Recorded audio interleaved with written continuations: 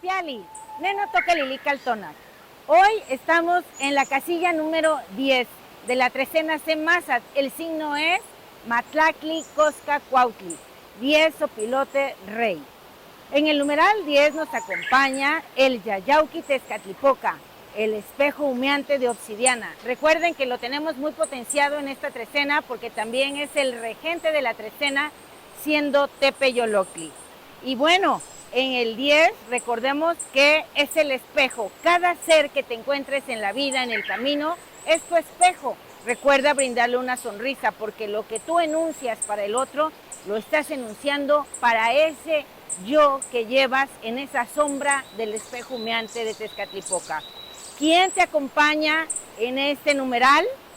El ave es tecolot, el tecolote. Por ahí hay dichos que dicen cuando búho canta, el indio muere. Pero ¿quién es el que va a morir hoy? Ese yo que ya no funciona, ese yo que tiene que transformarse como esas orugas que entran en la crisálida y emergen con unas alas maravillosas. Porque en Cosca Cuautli, el sopilote rey, la regente es Itzpapalot, la mariposa de obsidiana. Ella fue con la tarea al Tlalticpac para eliminar a unos seres que ya no estaban haciendo su tarea.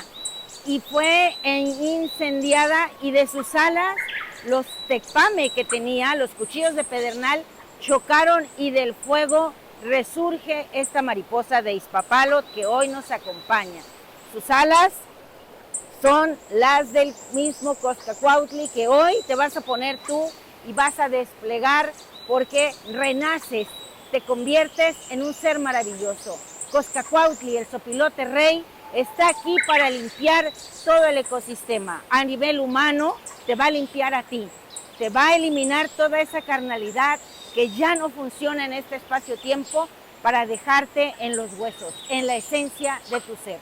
El conjuro es el siguiente: hoy yo mismo soy Matlacli Cosca Cuautli, ese que devora todo lo que ya no sirve en este espacio-tiempo y muestra la grandeza divina de su ser, su Yayauqui Tezcatlipoca, a través de una mirada de los ojos de Tecolot. Recuerda, hay un ser dentro de ti esperando brotar y abrir sus alas mágicas. Un placer compartir. Suscríbete a mi canal y dame un like. ¡Timota!